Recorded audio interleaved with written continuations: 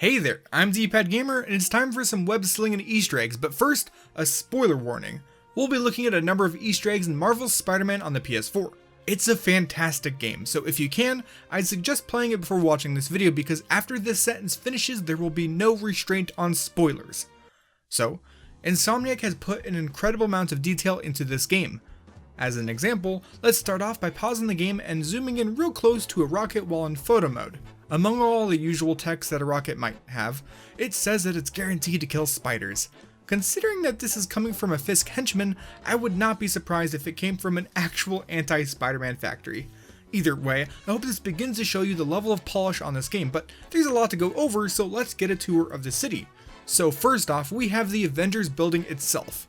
We don't hear or see anything from Tony Stark himself, but he's definitely in this universe, as is the home of the Sorcerer Supreme, aka Doctor Strange's Sanctum Sanctorum. Oh, you're using your made up names. I'm Spider-Man then. Jokes aside, this is not the same Peter Parker or world from the MCU, but there is a lot of carryover. One example is the Damage Control HQ, which if you remember right, appears at the start of Spider-Man Homecoming. And as a bonus, one of the items Spidey finds in his backpack scattered throughout the city is his underarm webbing. He explains that he can never get it to work quite properly, but they do make a brief appearance in Homecoming. And during this game, Peter actually name drops King T'Challa, also known as Black Panther, and the Wakandan embassy can actually be found near the United Nations building. There's also the Symkarian embassy, which is the fictional Eastern European homeland of Silver Sable, who in this game is a bit of an antagonist. And if it didn't feel like enough of a proper Marvel game yet, Stan Lee makes a cameo during one of the cutscenes. He plays as Mick, owner of the restaurant Peter and MJ visit near the start of the game. Now the connectedness doesn't stop with the movies because there's also a number of inclusions from stuff which appears in the Marvel TV shows in the form of a proper Hell's Kitchen. Daredevil gets a mention in the form of a business card given to Spidey by Matt Murdock himself, and a hidden photo op is the Nelson and Murdock law firm. Not stopping there, Fogwell's gym can also be found. If you don't know, that's where Matt's father, Jack Murdock, trained, and it also appears in the TV show. And there's also the Clinton Mission Shelter, which Daredevil's mother, aka Sister Maggie, works. And of course there's also Josie's Bar, Daredevil's favorite bar, I guess? And a bonus bar is the Bar with No Name, which is something you'll know if you're familiar with the comics. Of course, the Red Blind Man doesn't get all the love here. Jessica Jones' office, Elias Investigations, is also included, with a great cardboard sign. It's perfect. And of course, we also have the Rand Corporation building, which is owned by Danny Rand, aka Iron Fist. And in the side mission Spider-Man, the man pretending to be Spider-Man says that he trains at the Chikara Dojo, which is owned by Colleen Wing, who should sound familiar. Another building, the Roxxon Corporation, is also out there, which is one of the world's largest conglomerates. If you don't know, it makes appearances, however brief, in the Iron Man series, Agents of S.H.I.E.L.D., and even the Cloak and Dagger TV show. Also, Inhumans is a thing that I didn't watch, but maybe you might have, and maybe someone at Insomniac did, because there's a golden statue of Lockjaw, the lovable dog capable of teleportation. Interestingly enough, it's located where the Wall Street Bull is in real life, and according to Marvel Games creative director Bill Roseman, we weren't allowed to include the Wall Street Bull because #lawyers. That is a fantastic amount of Marvel stuff, but this isn't Marvel's Marvel Man, it's Marvel's Spider-Man, and there's a lot of Spider-Man stuff as well. If you have even a passing knowledge of Spider-Man, you'll know that his rogues gallery is expansive. I mean, at this point in the game, Peter Parker has been wearing the mask for about 8 years, and he has had run-ins with plenty of baddies. For example, we have those who appear in the game: Rhino, Shocker, Electro, Vulture, and Fisk. Now for those villains that don't make a direct appearance, there's a vial of sand, which may or may not contain part of Sandman, and a broken piece of Mysterio's fishbowl helmet, and a book titled Work/Life Balance for Idiots, written by Dr. Ludwig Reinhardt, aka Mysterio's Real Identity. On Peter's thesis paper, it got an A grade, marked by Professor Warren, also known as Jackal. And there's also this. This vial of the lizard's blood, I was able to mix up a cure and turn him back into Dr. Connors. Too bad it didn't last. And as a bonus here, while not mentioned as being a villain, on the good luck card from the Bugle, one of the messages reads, "Great working with you," signed by Eddie Brock. Out there in the world, there's a whole series of side missions involving the nearly unkillable Tombstone, and the world's first live-streamed villain, Screwball, also gets her own mission. And while not being shown as being a villain, one of the key characters around Devil's Breath plot is Dr. Morgan Michaels, which is the alias of Morbius the Living Vampire in the comics. And of course, we cannot forget about all the challenges that the Taskmaster forces you to go through. Also, there is a series of side missions where Spidey, along with the help of ESU student Philip Chang, tracks down missing students corrupted by Mr. Negative and helps them out. If you don't know, Philip is a comic character, it's a whole thing. But anyways, on the JJJ podcast number 4, J. Jonah Jameson rants about Spider-Man, mentioning, "Of course we do have things now we didn't have then.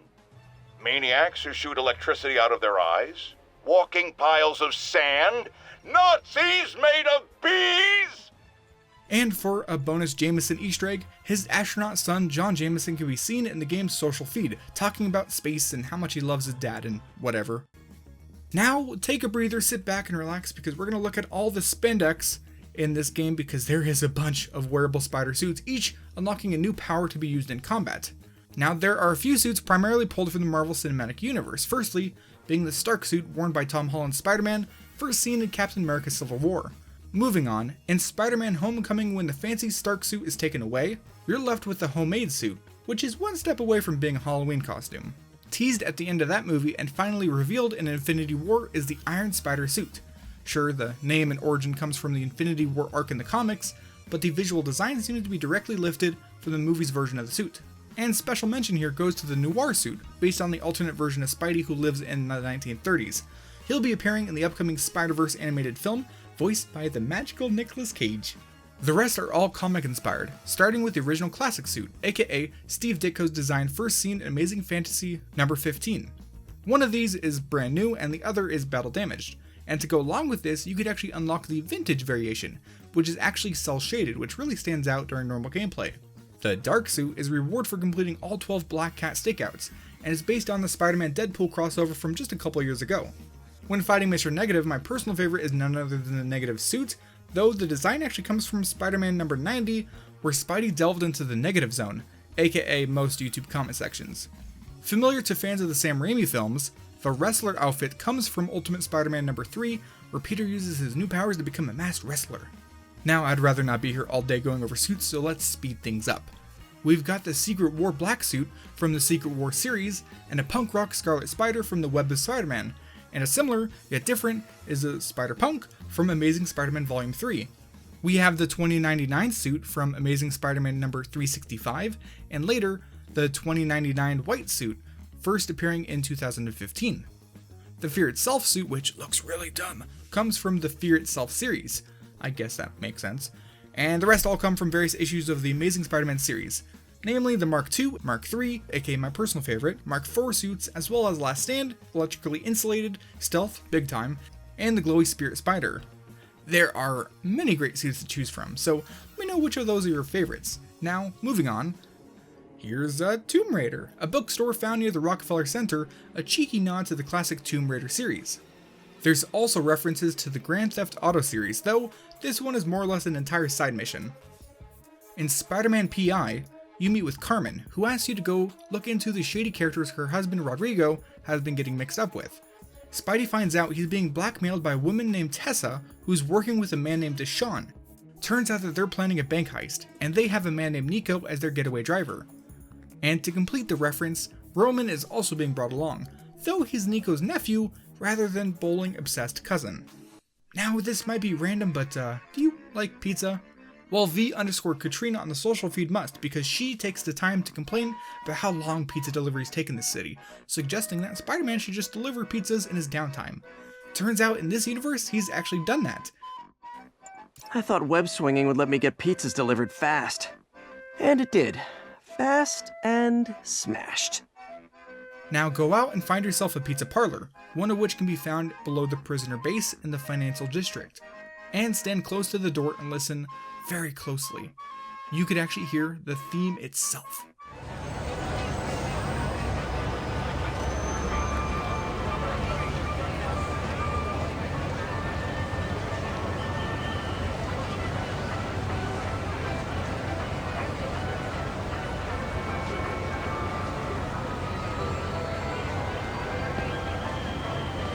Glory to the pizza time! May all who watch this video be blessed with 100 years of good pizza.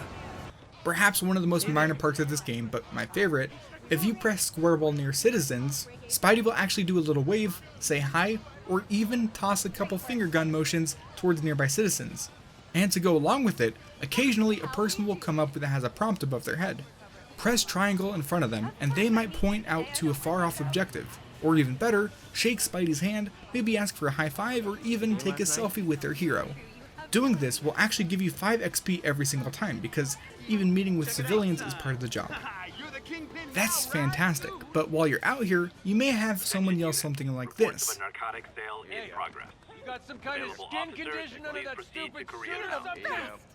That happens to be a nod to Wade Wilson, aka Deadpool, but it's not the only one. On the backpack drawing of failed logo doodles, one of them features Deadpool's mask crossed out with grr next to it. Now for the last backpack related thing of the video, this picture depicts Spider-Man and a kid. He explains that, All I did was save this kid's balloon from floating away and he made me this. It's the little things that make it all worth it. this is quite possibly a reference to the random event from Spider-Man 2 on the PS2, in which Spidey repeatedly saves some kid's balloon. Later on in Ultimate Spider-Man, that same balloon kid got ate by Venom. Ouch. Now, if you don't know, there's a number of real-life landmarks that Insomniac made sure to include in Spider-Man's version of New York. One of those happens to be the Trinity Church in the Financial District. Most of the graves in this game are nondescript, save for a certain uncle's memorial. One real-life grave that maintained its particularities is this one, which is the grave of Alexander Hamilton. A couple blocks northwest of the Financial District Police Department is the Ghostbuster Firehouse. Of course, this is a representation of the real-life firehouse, but on the backside is a Ghostbuster-esque graffiti. In the later part of the game, Spidey will have an awesome fight against Mr. Negative on a train. Upon winning, Spider-Man attempts to stop the runaway train the only way he knows how.